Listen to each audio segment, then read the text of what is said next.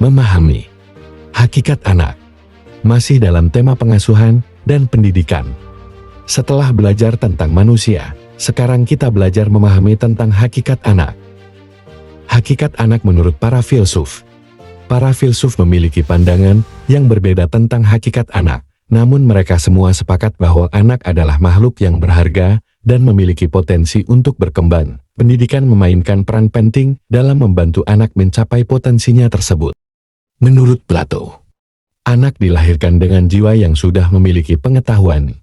Pendidikan bertujuan untuk membantu anak mengingat kembali pengetahuan tersebut. Anak harus dididik untuk menjadi warga negara yang baik dan berbudi luhur. Menurut Aristoteles, anak adalah makhluk yang rasional dan memiliki potensi untuk menjadi baik. Pendidikan bertujuan untuk mengembangkan potensi tersebut. Anak harus dididik untuk menjadi pemikir kritis dan bermoral. John Locke yang hidup tahun 1632 sampai tahun 1704 berpendapat, anak dilahirkan seperti tabula rasa atau batu tulis kosong. Pengetahuan dan pengalaman anak diperoleh dari lingkungannya. Pendidikan bertujuan untuk membentuk karakter dan moral anak. Pendapat Jean-Jacques Rousseau tahun 1712 sampai tahun 1778. Anak harus dibiarkan berkembang secara alami. Pendidikan formal tidak diperlukan untuk anak-anak. Anak harus belajar dari alam dan pengalamannya sendiri. Menurut Immanuel Kant tahun 1724 sampai tahun 1804, anak adalah makhluk yang otonom dan memiliki hak untuk menentukan nasibnya sendiri. Pendidikan bertujuan untuk mengembangkan kemandirian dan moral anak. Anak harus dididik untuk menjadi manusia yang bebas dan bertanggung jawab. Hakikat anak menurut para tokoh dan ahli pendidikan. Friedrich Schlegel tahun 1782 sampai tahun 1852 berpendapat, anak adalah makhluk yang unik, berkembang, memiliki kodrat alam untuk belajar dan bermain, memiliki potensi yang luar biasa, holistik, membutuhkan interaksi sosial, memiliki hak untuk dihormati dan dicintai. Pendapat Jean Piaget tahun 1896 sampai tahun 1980. Anak memiliki cara berpikir yang berbeda dengan orang dewasa. Pendidikan harus disesuaikan dengan tahap perkembangan kognitif anak. Anak belajar melalui interaksi dengan lingkungannya. Menurut Lev Vygotsky tahun 1896 sampai tahun 1934. Anak belajar melalui interaksi sosial dengan orang lainnya. Zone of Proximal Development (ZPD) adalah konsep penting dalam memahami pembelajaran anak. Peran orang dewasa adalah sebagai scaffolding yang membantu anak belajar di ZPD. John Dewey tahun 1859 sampai tahun 1952 berpendapat, anak adalah makhluk yang aktif dan belajar melalui pengalaman. Pendidikan harus berpusat pada aktivitas dan pengalaman anak. Sekolah harus menjadi laboratorium bagi anak untuk belajar dan bereksperimen. Menurut Maria Montessori tahun 1870 sampai tahun 1952, anak memiliki potensi yang luar biasa dan mampu belajar secara mandiri. Pendidikan harus memfasilitasi perkembangan anak secara alami. Lingkungan belajar harus dirancang untuk mendukung kemandirian dan eksplorasi anak. Pendapat Ki Hajar Dewantara tahun 1889 sampai tahun 1959. Anak adalah manusia yang merdeka dan berdaulat. Pendidikan harus berpusat pada anak yang menghargai kebebasan dan kemandirian anak. Trisakti jiwa, cipta, rasa, dan karsa yang dimiliki setiap anak harus dibiarkan berkembang secara optimal melalui ruang publik trisentra yang sehat dan kondusif. Howard Gardner berpendapat, anak memiliki kecerdasan majemuk atau multiple intelligence yang harus dikembangkan secara seimbang. Pendidikan harus memberikan kesempatan bagi anak untuk mengembangkan semua kecerdasannya. Paulo Freire tahun 1921 sampai tahun 1997 berpendapat, pendidikan harus membebaskan anak dari penindasan dan ketidakadilan. Anak harus didorong untuk menjadi kritis dan kreatif.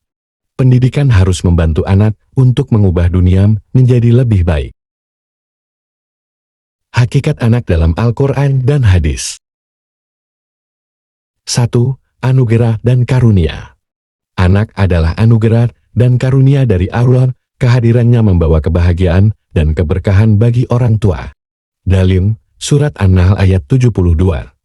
Dan Allah menjadikan bagimu pasangan dari jenis kamu sendiri, dan menjadikan bagimu dari pasanganmu itu anak-anak dan keturunan, dan Dia memberimu rezeki yang baik. Mengapa kamu masih menyembah selain Allah?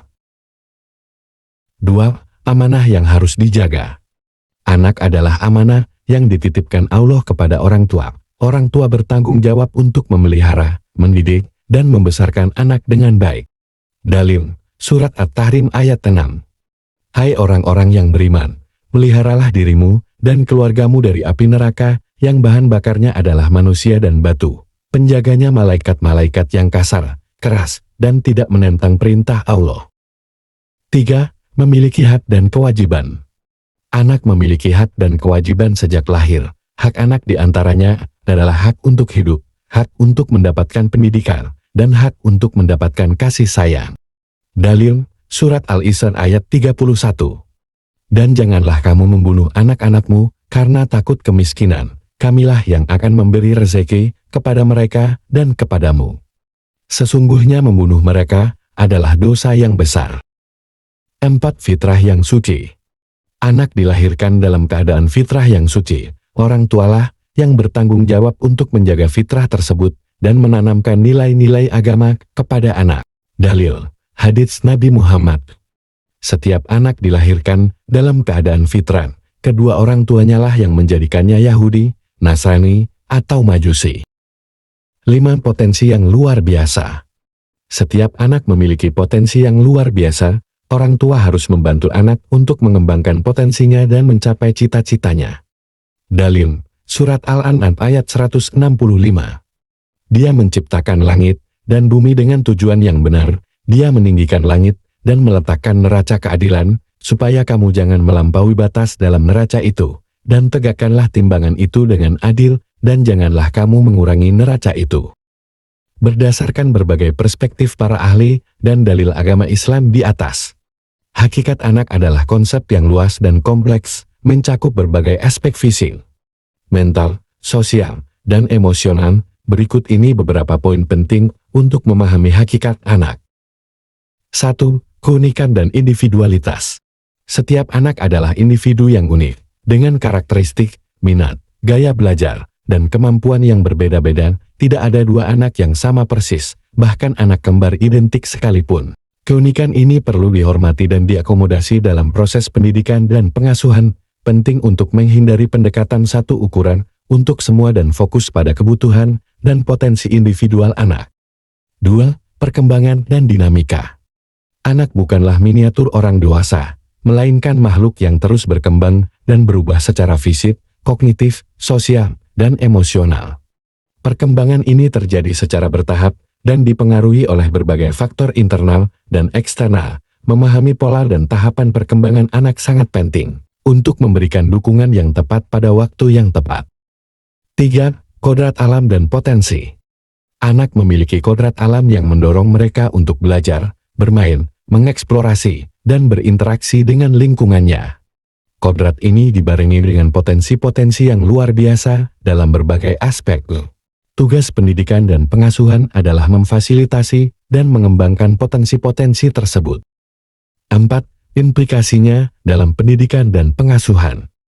Pemahaman tentang hakikat anak harus menjadi landasan bagi praktik pendidikan dan pengasuhan yang efektif.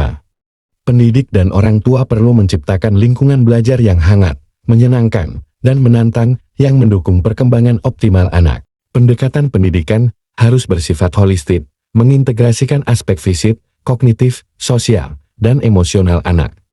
Penting untuk mendorong kreativitas, rasa ingin tahu, dan kemandirian anak, serta memupuk rasa percaya diri dan harga diri mereka. Hubungan orang tua dan anak adalah salah satu hubungan yang paling penting dalam kehidupan manusia. Hubungan ini dimulai sejak kelahiran anak dan terus berkembang selama masa kanak-kanak, remaja, dan dewasa. Hubungan orang tua dan anak dapat dianalisis dari berbagai perspektif, termasuk biologi, psikologi, dan sosiologi.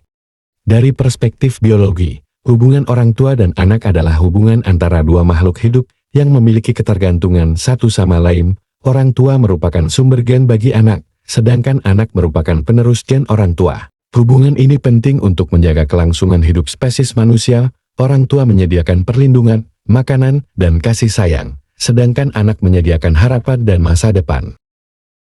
Dari perspektif psikologi, hubungan orang tua dan anak adalah hubungan yang saling membentuk. Orang tua mempengaruhi perkembangan anak secara fisik, emosional, dan sosial, sedangkan anak mempengaruhi orang tua secara emosional dan sosial. Anak juga memberikan pengaruh terhadap perkembangan orang tua, misalnya dalam hal pengasuhan dan keterampilan sosial. Dari perspektif sosiologi, hubungan orang tua dan anak adalah hubungan yang dimediasi oleh faktor-faktor sosial, seperti budaya, ekonomi, dan politik. Budaya menentukan norma-norma tentang bagaimana orang tua seharusnya bersikap terhadap anak-anak mereka. Ekonomi menentukan sumber daya yang tersedia bagi orang tua untuk membesarkan anak-anak mereka, dan politik menentukan kebijakan yang mempengaruhi keluarga. Berikut adalah beberapa hal penting yang perlu diperhatikan dalam hubungan orang tua dan anak. Kebutuhan dasar anak. Anak memiliki kebutuhan dasar yang harus dipenuhi oleh orang tua, yaitu kebutuhan akan makanan, air, tempat tinggal, pakaian, keamanan, kasih sayang, dan pendidikan. Orang tua yang memenuhi kebutuhan dasar anak akan membantu anak untuk tumbuh dan berkembang secara optimal. Pengasuhan. Pengasuhan adalah proses mendidik dan memelihara anak. Orang tua berperan penting dalam pengasuhan anak. Orang tua yang memberikan pengasuhan yang baik akan membantu anak untuk mengembangkan potensinya. Kasih sayang dan perhatian. Orang tua perlu memberikan kasih sayang dan perhatian yang cukup kepada anak-anak mereka. Kasih sayang dan perhatian dapat membantu anak-anak merasa aman, dicintai, dan dihargai. Komunikasi. Komunikasi adalah proses penyampaian informasi dari satu individu ke individu lain. Komunikasi yang efektif antara orang tua dan anak akan membantu anak untuk memahami nilai-nilai dan norma sosial. Pembimbingan. Orang tua perlu membimbing anak-anak mereka dalam perkembangan mereka. Pembimbingan dapat membantu anak-anak belajar tentang dunia di sekitar mereka dan bagaimana mereka dapat hidup di dalamnya. Pembatasan. Orang tua perlu membatasi anak-anak mereka untuk melindungi mereka dari bahaya. Pembatasan dapat membantu anak-anak belajar tentang tanggung jawab dan konsekuensi dari tindakan mereka. Hubungan orang tua dan anak yang sehat dapat memberikan manfaat yang besar bagi kedua belah pihak. Orang tua yang memiliki hubungan yang sehat dengan anak-anak mereka cenderung memiliki anak-anak yang lebih bahagia, lebih sehat, dan lebih sukses. Anak-anak yang memiliki hubungan yang sehat dengan orang tua mereka cenderung memiliki rasa percaya diri yang lebih tinggi, lebih mampu mengatasi stres, dan lebih mampu membentuk hubungan yang sehat dengan orang lain. Berikut adalah beberapa tips untuk membangun hubungan orang tua dan anak yang sehat. Luangkan waktu bersama anak-anak Anda. Luangkan waktu bersama anak-anak Anda untuk melakukan kegiatan yang mereka sukai. Bicaralah dengan anak-anak Anda, dengarkan apa yang dikatakan anak-anak Anda, dan bagikan pikiran dan perasaan Anda dengan mereka. Berikan pujian dan dukungan. Puji anak-anak Anda atas hal-hal yang mereka lakukan dengan baik, dan berikan dukungan kepada mereka saat mereka menghadapi kesulitan. Jadilah teladan. Tunjukkan kepada anak-anak Anda bagaimana Anda ingin mereka berperilaku. Hubungan orang tua dan anak adalah hubungan yang berharga, yang dapat bertahan seumur hidup. Anak adalah individu yang unik. Setiap anak memiliki perbedaan dalam hal minat, bakat, dan kepribadian. Orang tua yang memahami perbedaan individu anak akan membantu anak untuk mengembangkan potensinya secara optimal. Orang tua yang memberikan pengasuhan yang baik akan membantu anak untuk tumbuh dan berkembang menjadi individu yang sehat dan sejahtera. Dengan usaha dari kedua belah pihak, hubungan ini dapat menjadi sumber kebahagiaan dan dukungan bagi semua yang terlibat. Mari belajar bersama.